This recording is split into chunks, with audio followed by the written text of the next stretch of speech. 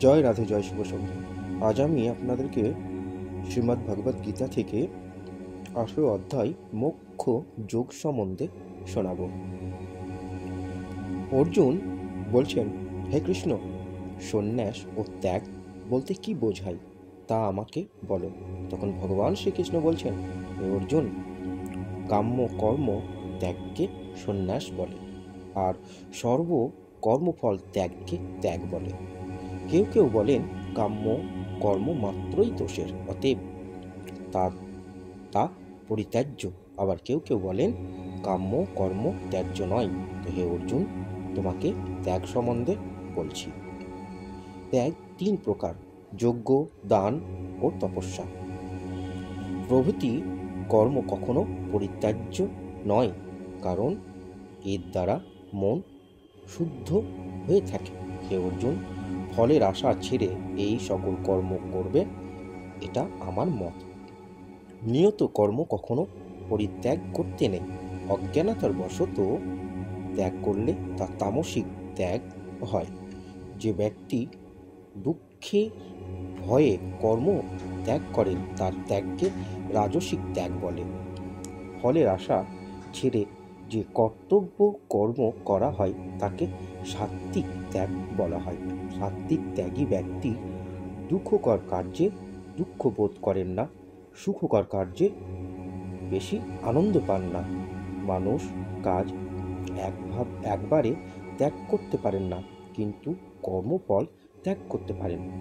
যিনি কর্মফল ত্যাগ করতে পারেন তিনি ত্যাগী। ভালো মন্দ মিশ্র কর্মের এই রকম ফল। ফলত্যাগী সন্ন্যাসীগণ কর্মফল ভোগ করেন না। বেদান্ত মতে কর্ম সম্পাদনের 5টি কারণ, তা বলছি শোনো। অধিষ্ঠান, কর্তা, বিবিধ কারণ, কর্তার বিবিধ কার্য ও দৈব, এই 5টি কর্ম সম্পাদনের কারণ। মানুষ ভালো মন্দ যা কিছু করেন তা এই 5টি কারণ থেকেই হয়ে থাকে। অল্প বুদ্ধি ব্যক্তি তা বুঝতে পারেন না, সে আত্মাকেই কর্তা বলে মনে করেন। যে কর্ম করে কিন্তু কর্মফলের আশা করেন না, সে জগৎকে বধ করলেও পাপের ভাগী হন না। সংখ্যা মতে কারণ 3টি: জ্ঞান, জ্ঞেয় ও জ্ঞাতা।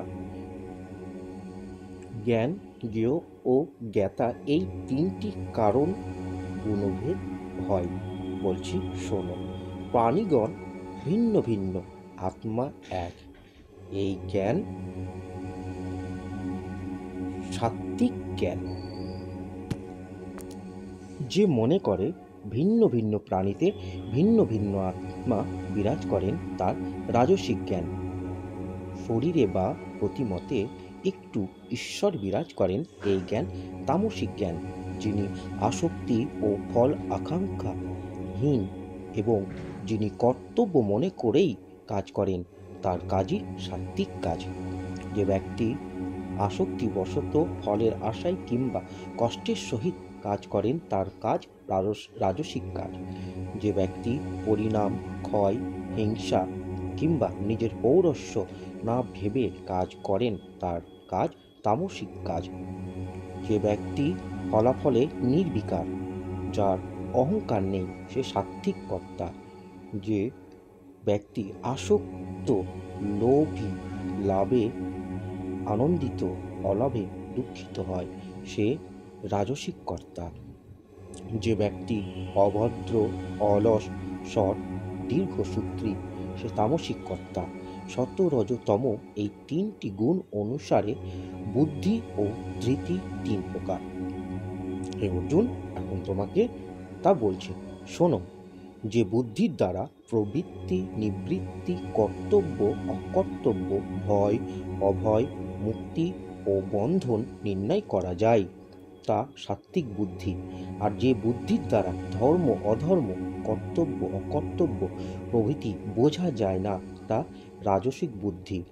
আর তামসিক বুদ্ধির বলে মানুষ অধর্মকেই ধর্ম বলে মনে করেন।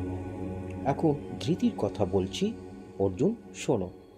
সাত্ত্বিক ধৃতির বলে মানুষ মন, প্রাণ, ইন্দ্রিয়গণকে সহজে দমন করতে পারে।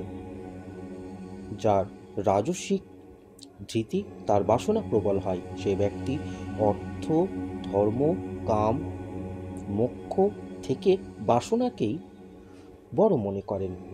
তামসিক ধৃতির বলে মানুষ নিদ্রা, ভয়, শোক, দুঃখে আচ্ছন্ন হয়ে পড়ে। হে অর্জুন, সুখ 3 প্রকার, সাত্ত্বিক, রাজসিক ও তামসিক। সে সম্বন্ধে তোমাকে বলছি, শোনো। সাত্ত্বিক সুখে আনন্দ জাগে, সমস্ত দুঃখ দূরে যায়, পরিণামে সুখের হয়। আর রাজসিক সুখে ইন্দ্রিয় থেকে জন্ম নেয়। এটা প্রথমে তো খুব আনন্দের হয়, কিন্তু পরিণামে দুঃখময় হয়। নিদ্রা, আলস্য, প্রমোদ থেকে যে সুখ জন্মে তা তামসিক সুখ। এটা সর্বদা মানুষের মনকে আচ্ছন্ন করে রাখে। দেবতা, মানব বা অন্য কোনো প্রাণী স্বভাব কাটিয়ে উঠতে পারেন না। স্বভাবের গুণেই ব্রাহ্মণ, ক্ষত্রিয়, বৈশ্য, শূদ্র এই 4 জাতির কর্ম বিভক্ত করা হয়েছে। সাম, দাম, ক্ষমা, তপস্যা, শৌচ, আস্তিক্য, শুচিতা, জ্ঞান, সরলতা এইসব ব্রাহ্মণের কর্ম। শৌর্য, বীর্য, পরাক্রম, যুদ্ধ, শাসন, প্রভুত্ব এইসব ক্ষত্রিয়ের কর্ম।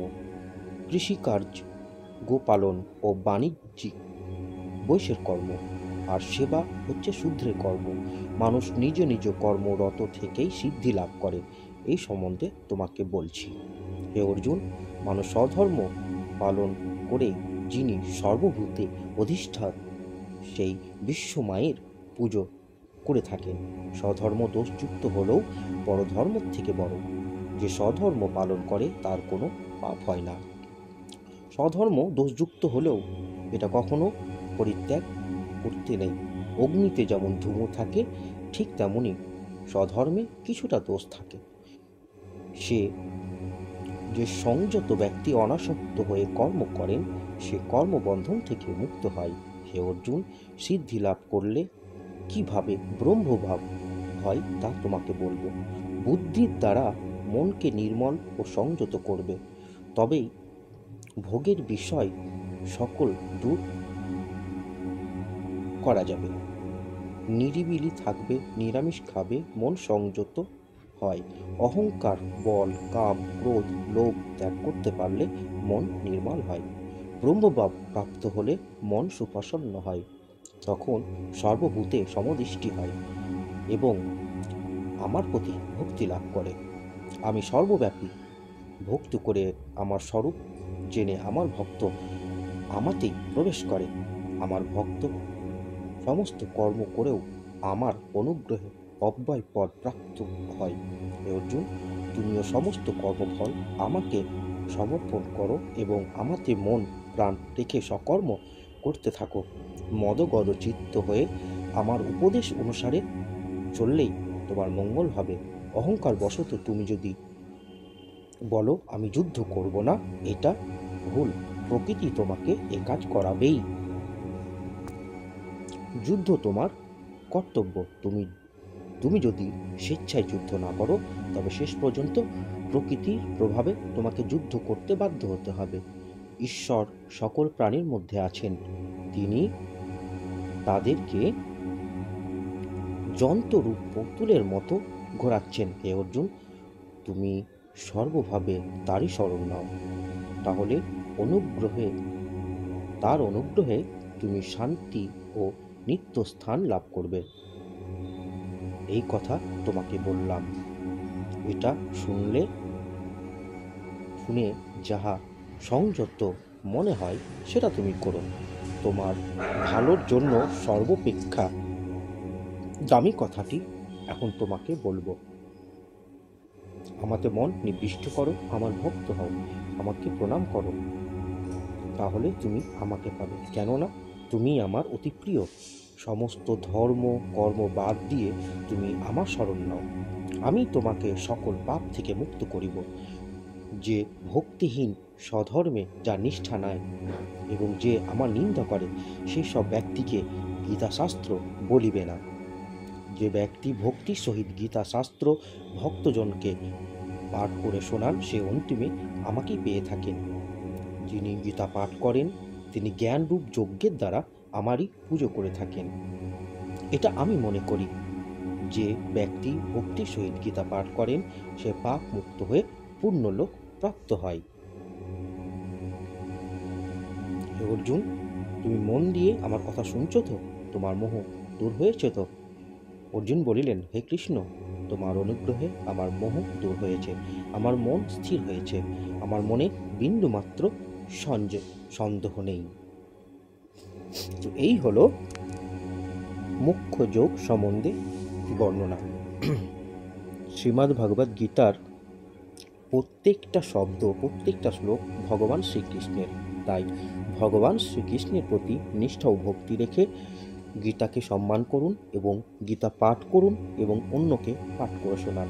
আপনাদের মঙ্গল হোক। জয় রাধে, জয় শিব। আপনারা ভালো থাকবেন।